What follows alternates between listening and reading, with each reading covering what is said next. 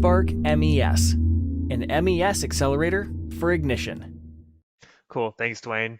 Thanks everybody for tuning in. So today, this is kind of our third in the series of these videos now where we're exploring each of the different packages of SparkMES. Um, Today, what I want to talk about is the SparkMES Track and Trace package. So the Track and Trace package is definitely the largest package inside of SparkMES, and it covers the most ground. And you'll kind of see that on the next slide when we talk about it. So let's look at all of the ground that the Track and Trace package covers.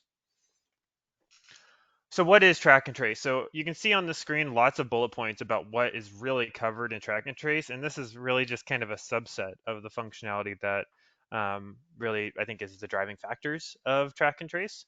So this covers everything from process traceability, tracking lots or batches or assemblies through your process and gathering all the process data, but it also covers things like device handshaking, making sure that we're driving the process and that things are happening in potentially a headless fashion, right? Where we're driving the equipment and things are just whirring along like like they can, right?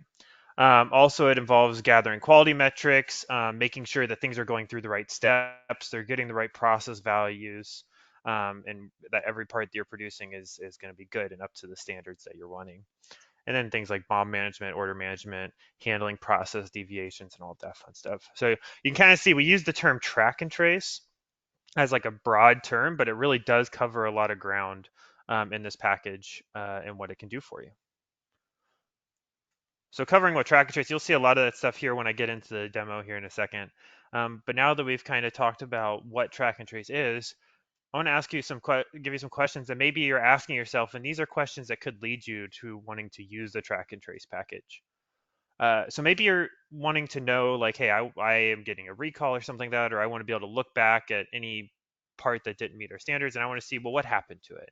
What was the process values that it had when it ran through something? What were the recipe parameters that got used when it went through a specific station? All of that kind of information. The track and trace system can provide you that sort of genealogy all through the history of a part. Maybe you're wanting to make sure that your parts are abiding by your process standards, right? And that you're making that every part you're shipping out the door is good, right? We all know that that's very important, that we're making good things all the time. And that's where track and trace can come in to do limit verification, to make sure all the process values are within limits, to write down limits to the PLCs to let them control the process appropriately, that kind of thing. Maybe you're wanting to do more reporting style stuff. You're wanting to see, hey, how much of material am I consuming? Kind of to pair with maybe your ERP system. Uh, and maybe kind of building off the second one there, maybe you're having issues with product quality and you're trying to make sure that everything's good when you're shipping them out the door. Um, the last two here, I think, is when thinking at it, those have been more from like admin sort of perspectives, right? Or engineer perspectives. But let's think about this from the operator perspective too, right? Maybe you want to be able to make sure that you're always showing good work instructions to the operator. A lot of times, work instructions are something that's just like pasted out there on the floor that operators kind of have to know what to look at. Maybe you want to have it show up exactly what they need to see depending on the part number, maybe, right? And make it much easier for the operators to know what tasks they're doing. And then also kind of a part of that too is maybe you have a lot of different places that you are tracking some data, but you're tracking this piece of data in this system and this piece of data in this system. And you want to try to limit the number of applications that the operators have to interact with.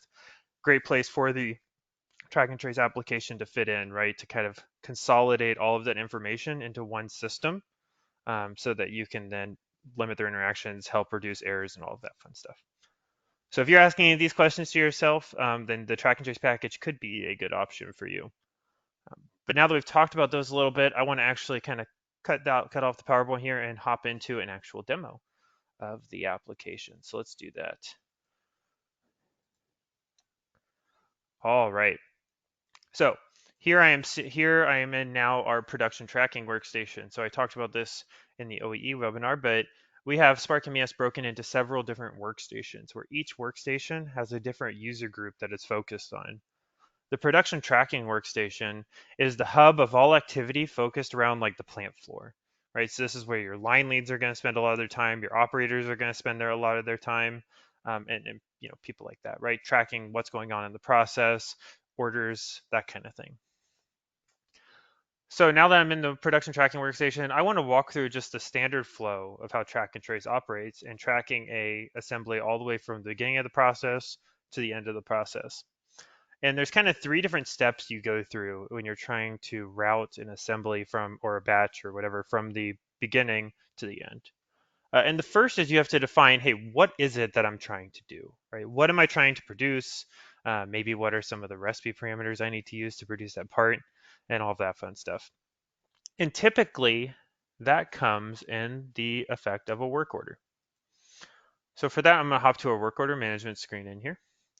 And this screen is where we can create, add, edit, use, delete work orders all throughout the system, right?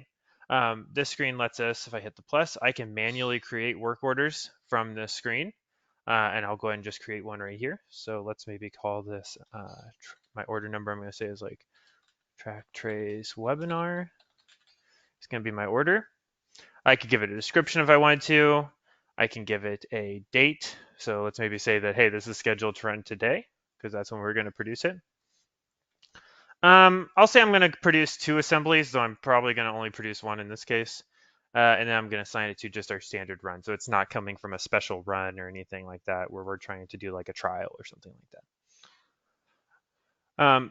Then now that I have an order, I need to choose what is the route, what is the part that I'm producing, and what BOM am I going to use, and all of that information, right? What is the steps I'm going to have to go through for this order to produce this part?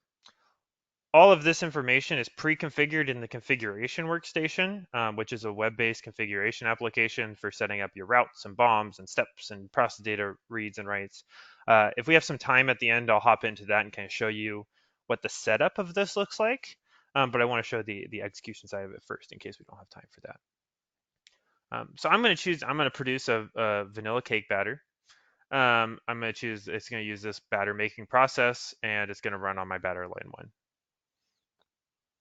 When I chose this process and this part number that I wanted to produce, I can then choose from my 2 BOMs over here that I made. So I'm going to choose, I want to use this BOM. And one other thing you'll notice too is that we have parameters.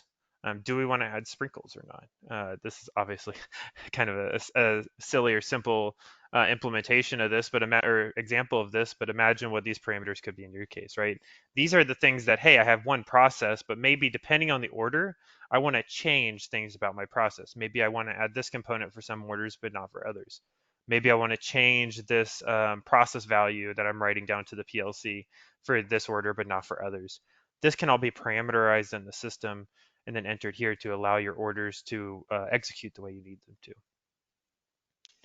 So I'm just going to leave it at false, or maybe I'll just leave it at false. That's fine.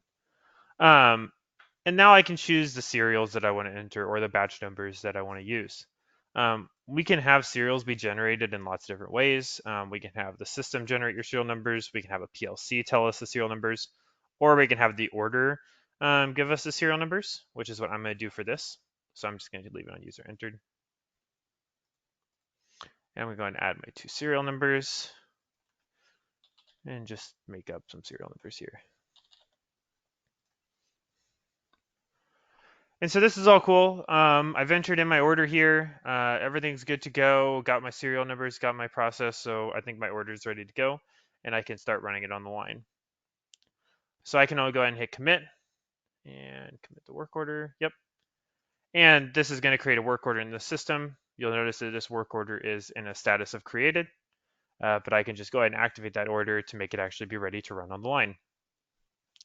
Now I went through all the process and that was great.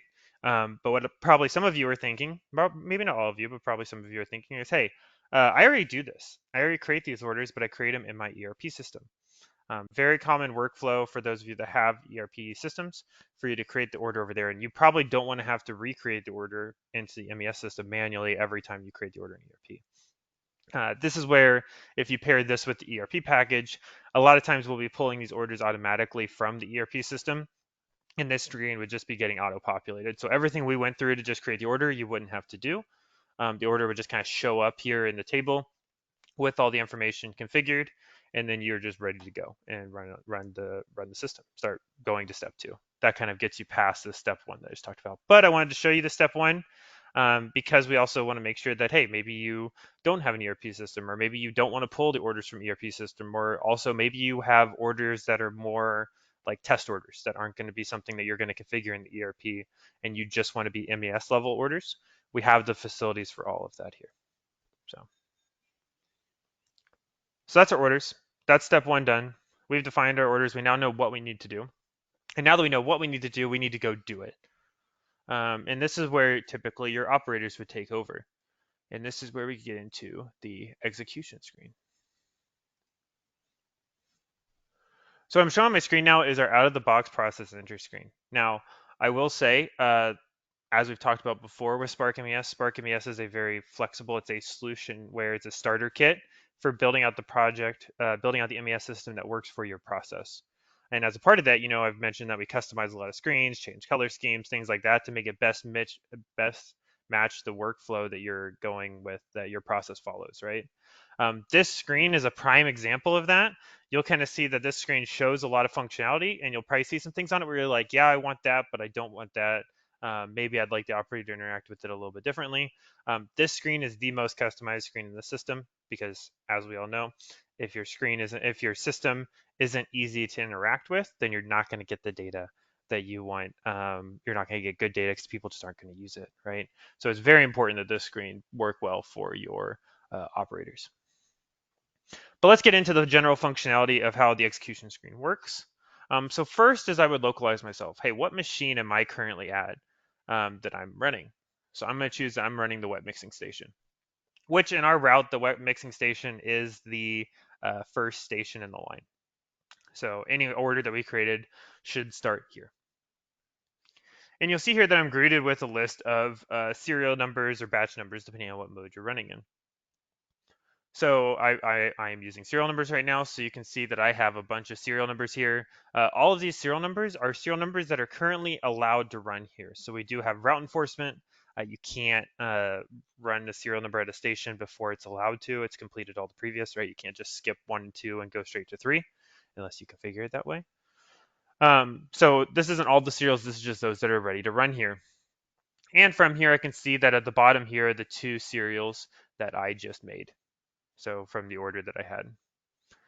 So I can either scan the serial that I want to use, or I could just click on the serial that I want to start executing at this station. So operator would go here, click the serial they want to run. And then the screen changes now to show the information that they need to step through to actually execute this assembly or this batch through the station.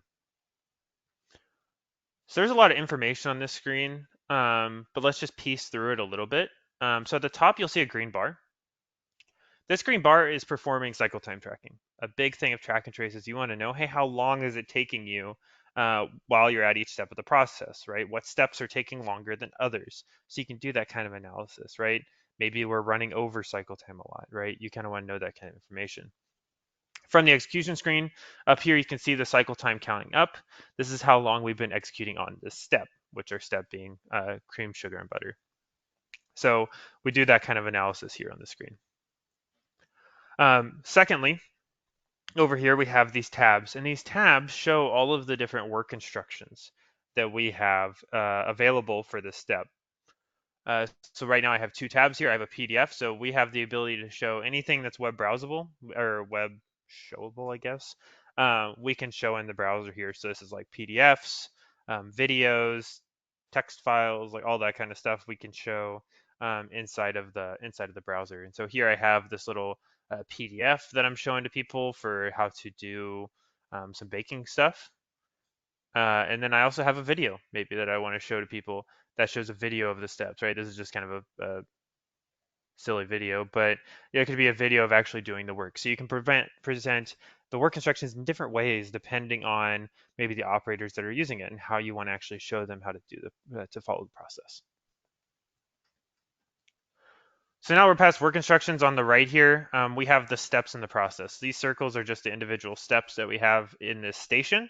So for this assembly or this batch to complete the station, we have to go through 3 steps. The first step being cream, sugar, and butter, then beat the eggs, and then add vanilla, right? So these are the 3 steps we have. Your process for any individual station could have 1 step. It could have 20 steps. It doesn't really matter. It's whatever follows your flow the best. And this is I think probably the most like in-depth part is figuring out what the steps are in your process, right? And configuring those and making sure that you're knowing when you want to handshake and all that fun stuff. So right now I'm on the cream, sugar, and butter step, right? They're all empty right now. You'll see how they can show the status in a little bit. And then down below, we're presenting the operator with any information we need from them, right? So here we're prompting the operator to give us a lot number for where we're consuming butter from, and then a lot number of where we're consuming sugar from.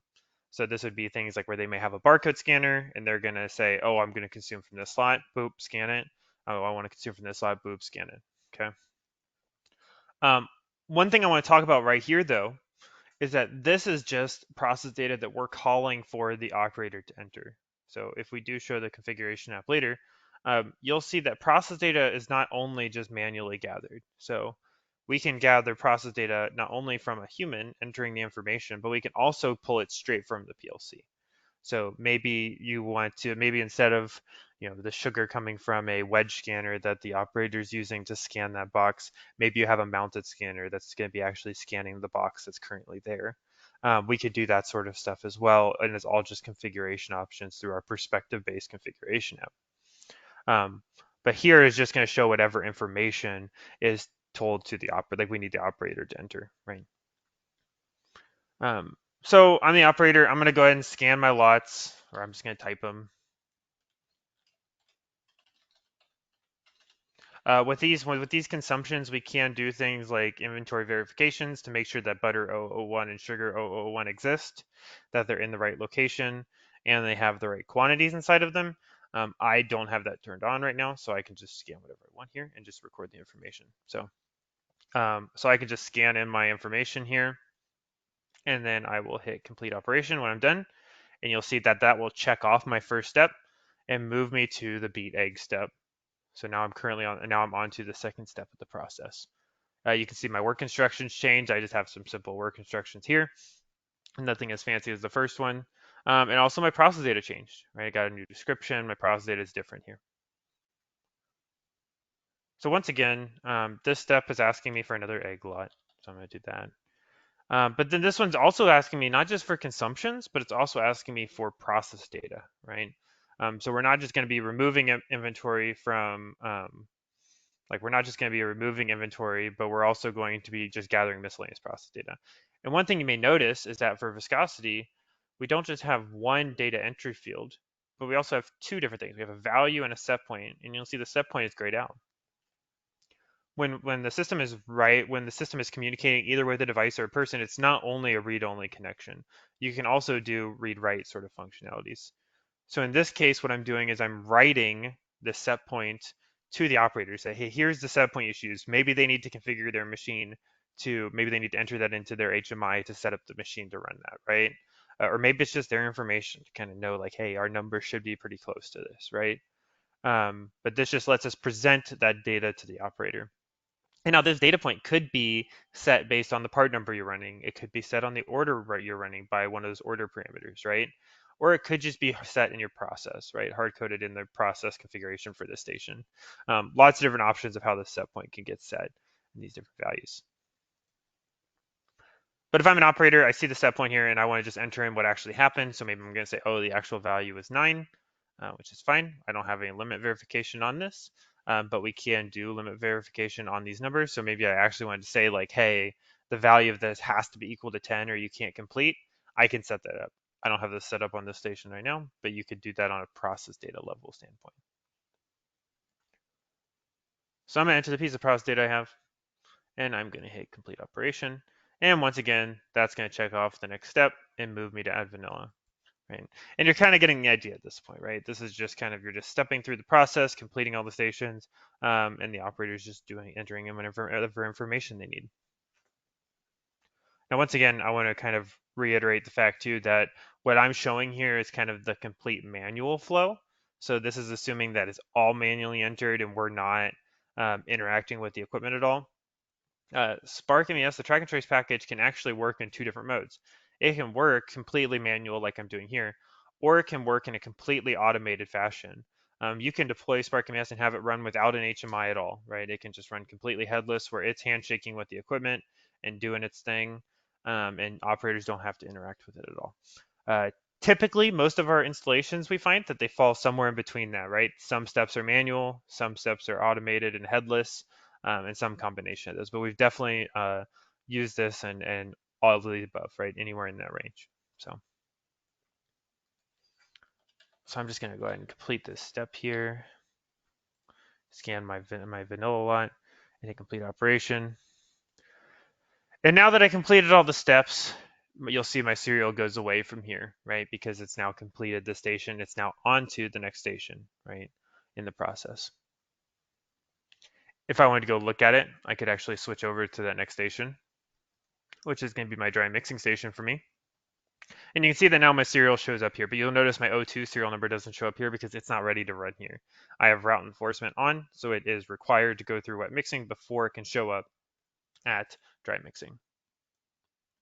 And if I click on the serial number, all the same stuff happens. I don't have any work instructions for this one, but it's all the same stuff, right? So I'm not going to spend too much time on this. But you can see the process flow of everything. Okay, and so that's what happens, right? You just go through all the stations, scan all the parts, you're gathering all the data, and you're doing all the checks while you're going through, right? The system is checking your data based on the limits you've configured in the configuration to make sure that not only are you getting data, but the data is good, right? By your standards. And it's also potentially handshaking with equipment and all that fun stuff. So this is like the happy path flow of the system, of track and trace, and how it flows in assembly through the system.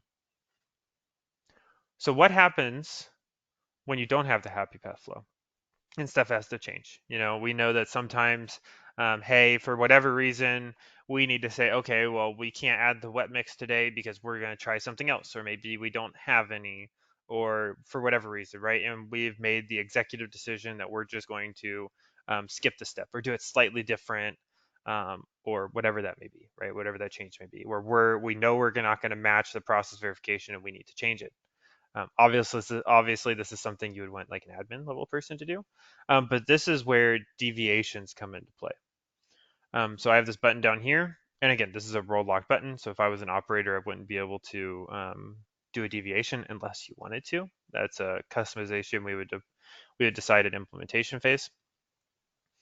But if I click this deviation, then I can log basically what I'm doing, what I want to do at this station. This lets us log that, hey, I'm not going to follow the normal process for this step. And I know I'm not going to follow it, but here's why I'm not going to follow it. And here's how I want to resolve this step based on that. So I can enter whatever comments, skipping because I can, right? So we do require you to enter comments about what you're doing. And then you can choose how you want to resolve this step, right? Are you skipping this step? Are you deleting this step completely from the process? Are you going to go ahead and complete it, but you're just saying, hey, I completed it. I did this successfully. I just did it slightly different. Or do I want to fail this step and make them actually, I have to retry it, right? But I want to just log that it failed. So for me, I'm going to maybe just do skipped, right? Because I'm going to say, hey, I'm going to skip this step completely and just move on to the next step. And then if I hit commit, you'll see that I get this little skip icon here and a little gear icon that shows that, hey, I did a deviation at this step. So I did skip this and I skipped it because of a deviation. So again, hopefully this isn't something that's happening all the time, but this kind of thing does happen and let you have those kind of controls if you need it.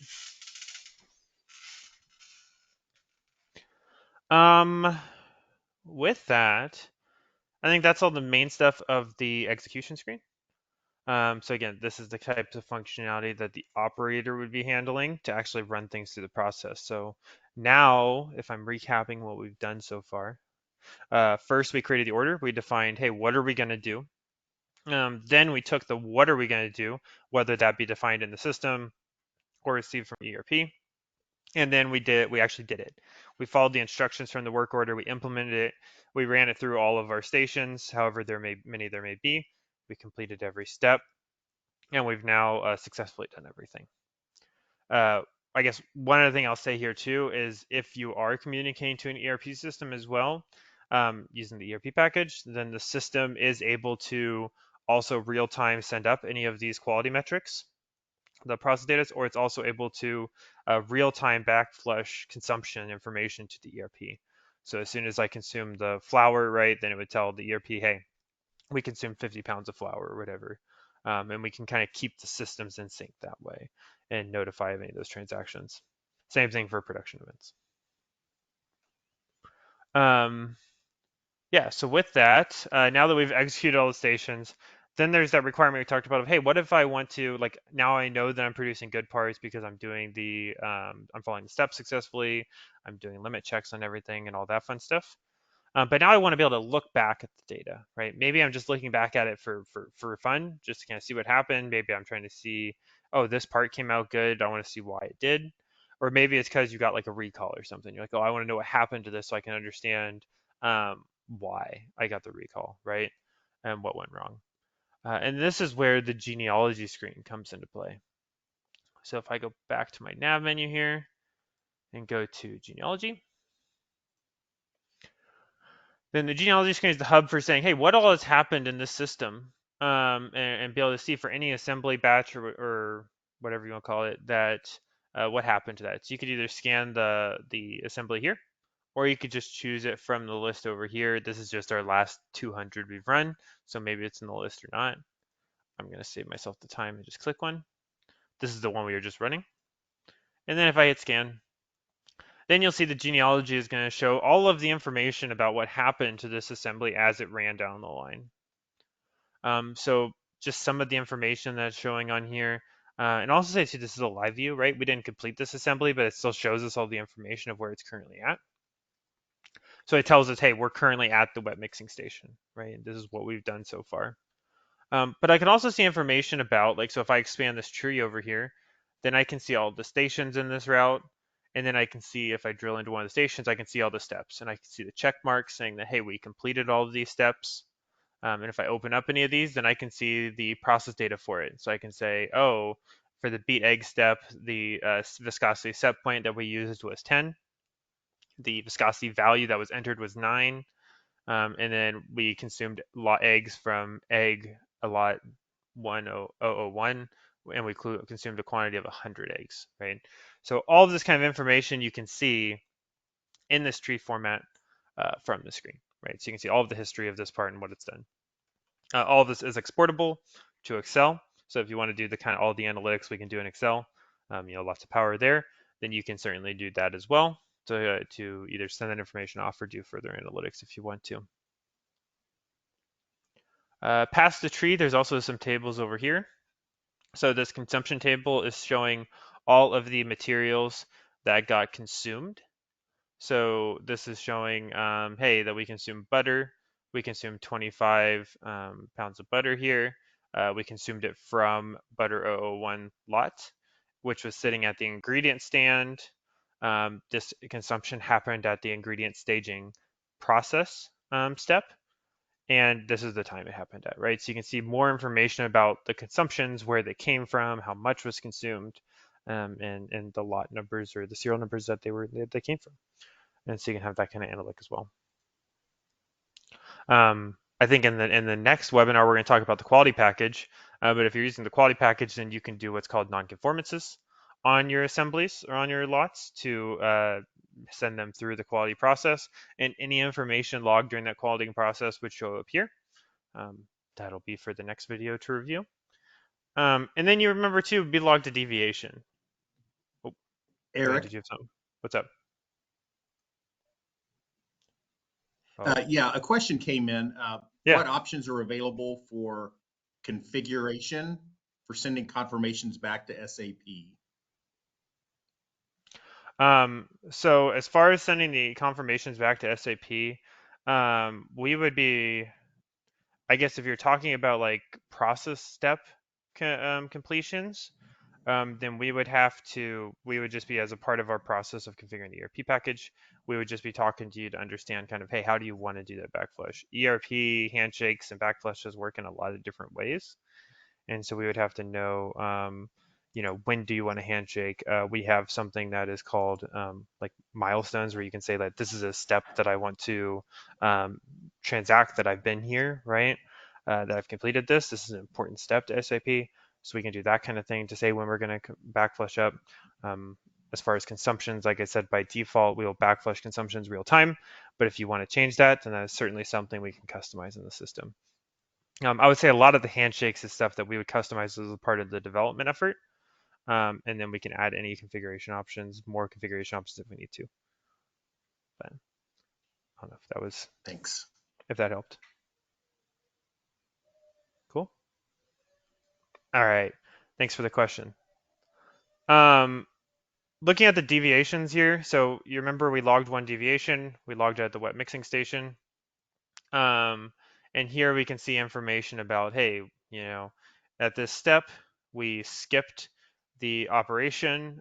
Here's the comments about why we skipped it, and here's who did it, right? So you can see information about all the deviations that happened on the process. So again, this report just showing all that information and making it all available to you to have that work.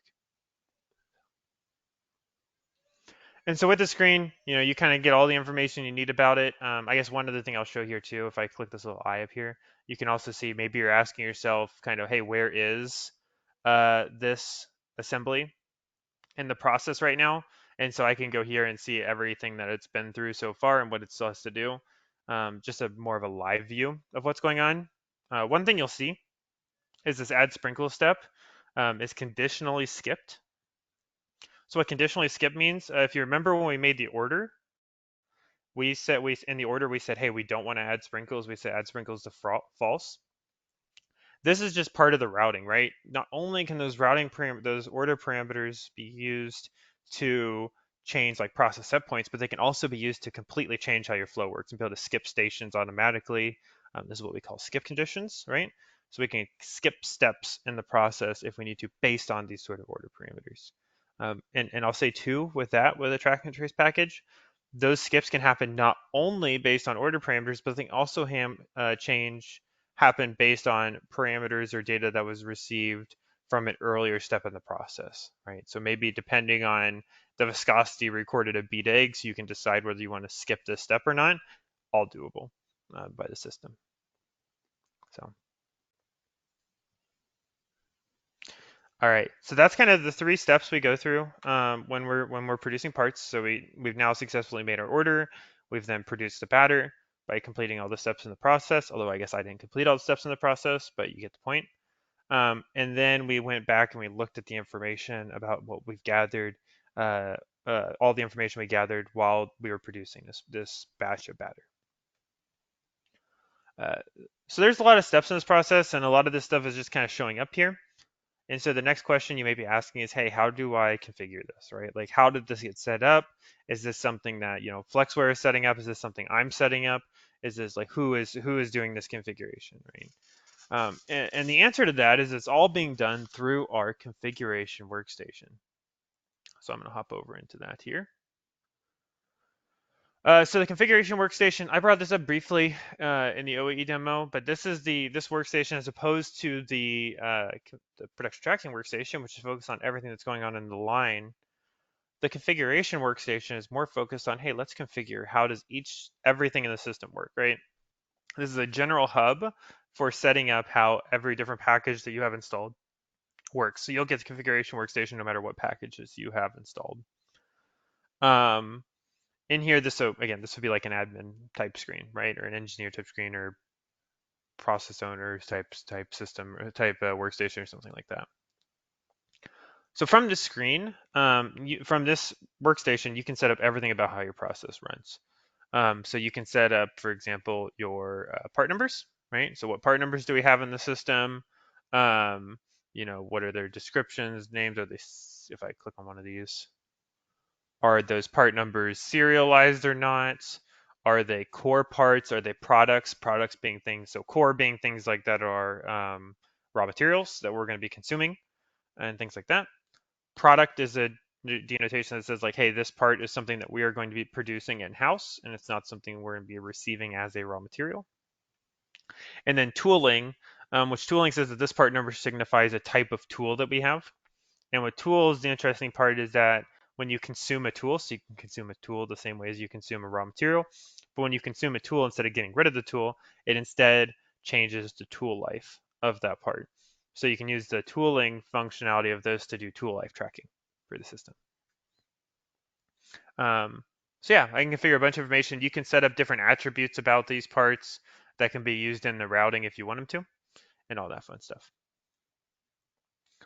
So you can configure part numbers, again, raw materials, tools, finished goods, all of those are part numbers. But then we need to define how those are actually going to be used in the process. And so that's where we come to the process screen. Now, I will say, the process configuration screen is probably the most complicated screen inside of SparkMES as a whole. So I'm not going to try to cover every little detail you can do in every scenario of what you can cover, but I do want to just kind of try to high level show you the power you have in the configuration app to configure a process without having to know anything about how to program Ignition, how to program a database or anything like that, right? All of this is just done through the web. So on the process configuration screen here, I can make several different processes. A process is just like a unit of something that's happening, right? Like a flow that you can follow for anything, right? This process could be your entire assembly line, right? A process could be, hey, to produce an entire product, I would say, right? Or its entire product flow. To produce this product, I need to go through 1, 2, 3, station 1, station 2, station 3, station 4, station 5. That could be a process. A process could also be a sub-process. Maybe you have one process for stations 1, 2, 3, and one for 4, 5, 6, right? And you can break it up that way. And you can also have processes for each station. Maybe you want to have each station have its own process defined that you can then call from your larger process. Or maybe an ERP can give us routing information that references those children processes. So processes are a very flexible way to say, like configure a flow of what can happen on the line. So I have several processes here. I'm going to show the process that we are just working on, which is our batter making process. And you can see when I open the batter making process that we have 3 revisions. So all of our processes are revision controlled. You can only have one active revision at a time because that's the one you're actively running. And any part you produce against this process will use your active revision. And once a revision is active, you can't change it anymore. So you have to make a new dev revision and then change it. So we do have revision control stuff like that. If I'm looking at this revision here in the general tab, I can set up information about, hey, what's the process name? Is this process a batching process or a discrete process? With a little checkbox here. I can choose how I want to handle pack out. Just a lot of general information. I can then set up any bombs. And one thing, I guess, since I'm in an active revision, this isn't showing very well. But I can also choose, I could have more than one bomb if I want to. So let's say there's more than one bomb you can use on this process, then you can configure as many bombs as you need to. And in each bomb, you can configure all the part numbers that you are going to consume into it, as well as their quantities that you are going to consume. As well, with each bomb, you would say what parts you can produce from it, right? So I'm saying this bomb can produce cake batter, vanilla cake batter, funfetti cake batter, flour, sprinkles, right? So you can produce a lot of different materials out of this one bomb by consuming these materials. Going into routing here, right? So you've configured your bombs. We now know what materials we're going to consume, right? The bill of materials being, these are the materials we're going to consume. Now we need to know where we're going to consume them, where we're going to pull the lot numbers and serial numbers from, what verifications do we need to do, what process data do we need to record. All of that kind of stuff gets layered on in the routing step. One thing I guess I would be amiss to say too is that another common thing we see is when you're integrating with an ERP system, we'll very often pull the bombs from ERP as well. So I want you to think that these bombs can be configured through the system here by just clicking on the part numbers and adding them over to the right. Or we could be receiving these from an ERP system if you're configuring your bomb in ERP. Very common practice we follow. All right, but now we've configured our bomb. Now we need to configure all the steps. This is where routes come in. And inside of a route, you have 2 levels of operations, right? So this route saying is like, hey, here's the flow of how you would run this process on a line, maybe a subline or something like that. And inside of your route, you have a series of operations, and there's 2 levels of operations. And hopefully these will look a little familiar. I guess I'm in the active one now, so it's a little different. But hopefully this will look familiar up here, right? So I had 2 stations, a wet mixing and a dry mixing station. And if you remember from the execution screen, when I chose from the dropdown, this is kind of what I was choosing. What station am I running right now? And then also in each station, we have the different steps. So if you remember in the wet mixing station, I had 3 steps. Well, that's because I have these children operations here. that can each do things. So from here, from this screen, I could, like in this dev revision, I could add new operations, add new stations, all of that fun stuff to configure all the steps you have to go through. Taking that a step further, you can also configure things in here, such as like, what are my triggers, right? Maybe if there's no triggers, maybe an operator is going to be telling me I need to run. That's what I was doing, right? I was choosing the serial number and that was triggering the operation to run. But maybe I need a PLC to tell me. And so this is where I can choose the ignition tag that I want to have serve as my trigger and then what value I want to trigger on, right? And so this is how you can have the machine trigger you, both from a start trigger and an end trigger standpoint. You can configure all of your consumptions. So you remember that I got prompted to enter the lot number for the sugar and the butter. This is because I have two consumptions configured here.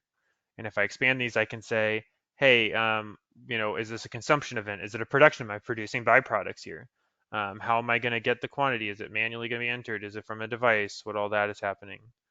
Where am I consuming the materials from? Like where am I consuming these materials from? I'm consuming them from my ingredient stand. And how am I getting the lot number? Is it going to be given to me by an operator, which is why it showed up on the operator execution screen?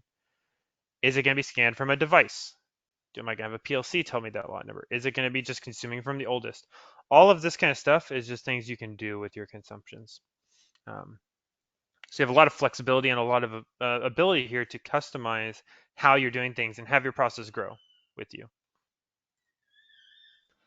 Same thing goes for process data. I can configure, like I had a viscosity process data point, and I can configure in here for every one. I can say my viscosity has a value and a set point.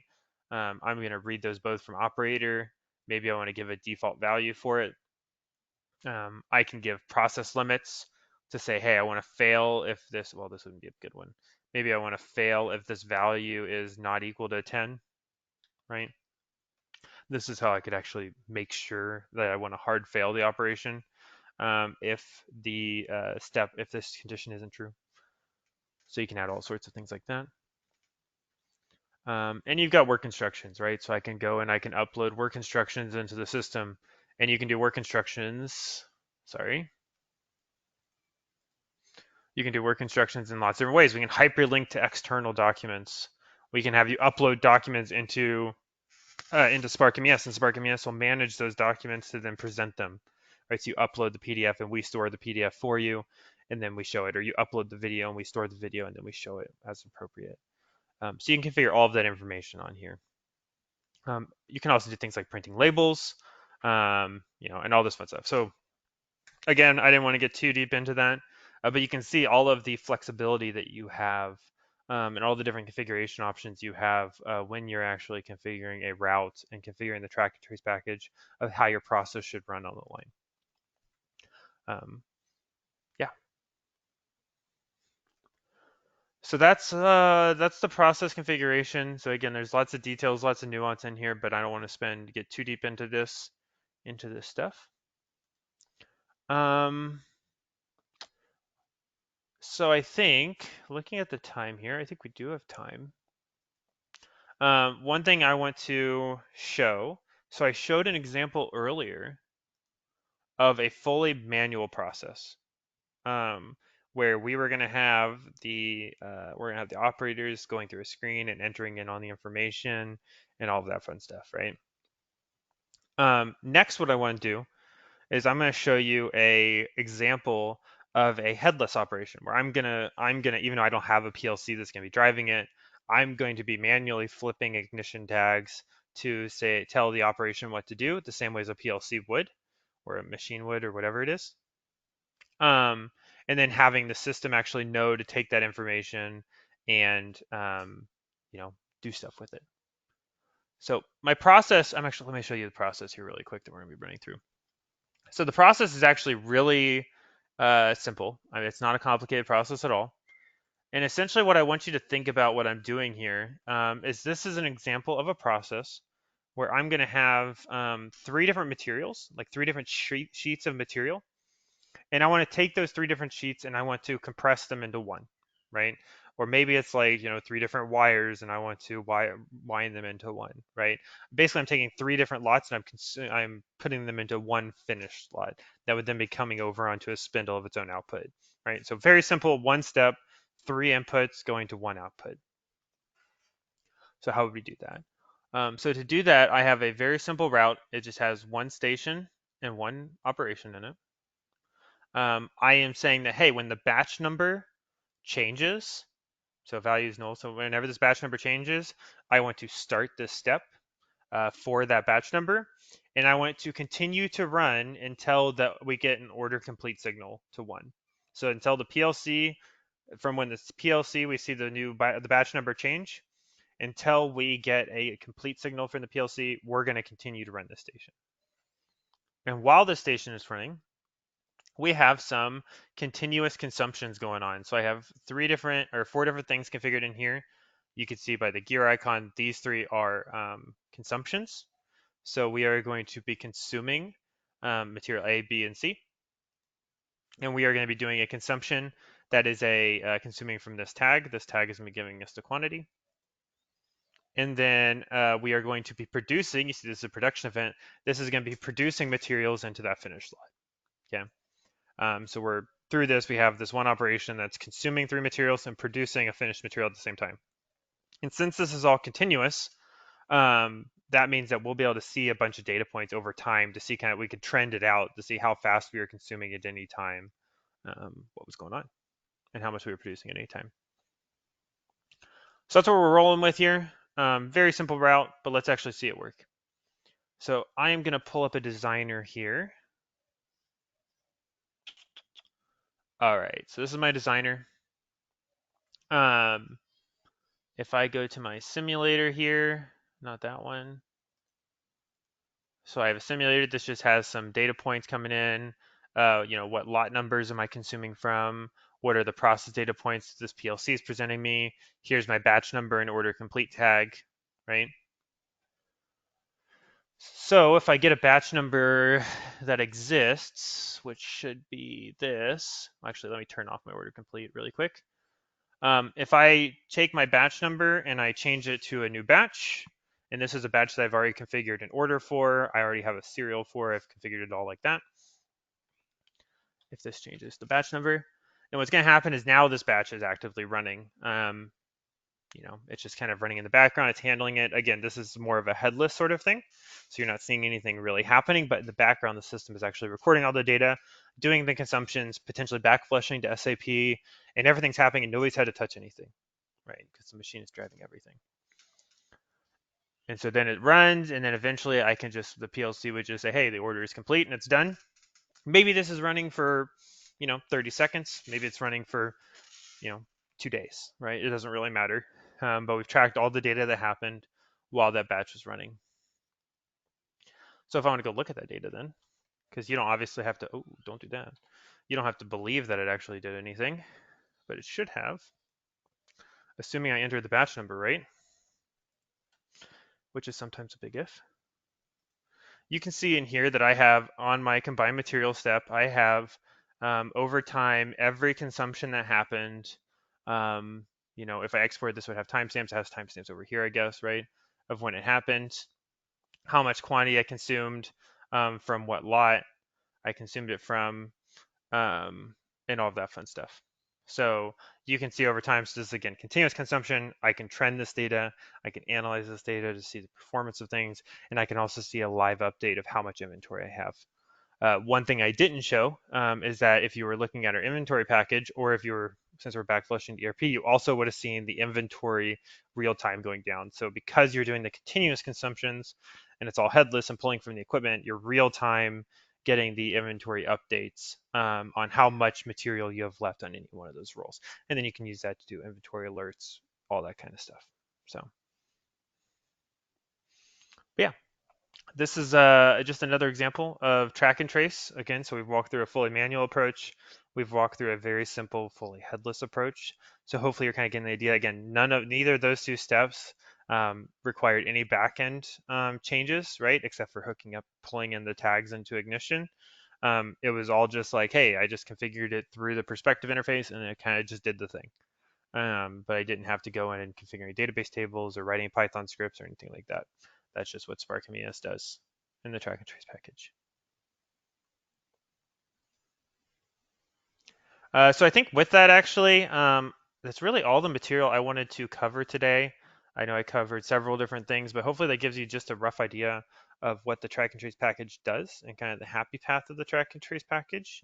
Obviously, there's a lot more things that it can do and routes that it can cover. The track and trace is a very complicated thing that looks very different for every customer. So would love to talk about it sometime, but yeah.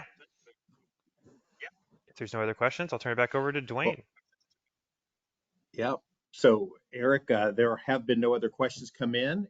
As I wrap up here, if any come in, I'll pass those off to you and we can reply back offline. So thanks a lot, Eric. Really appreciate your time again in sharing another package of the SparkMES solution. If your company is currently using Ignition and looking for a fast track or a cost-effective path to MES functionality, reach out to me, and I'd love to be able to schedule a private preview of SparkMES for you, which will allow you to ask some very specific questions, some context based on your operations, your production. Would love to set something like that up for you. You can either email me at dwayne.butcher@flexware.com, or you could just reply to the emails you would have gotten as a reminder of this event, as well as the replies after this event. So feel free to reply, and I'll get something scheduled for you to see a private demo. SparkMES, an MES accelerator for ignition.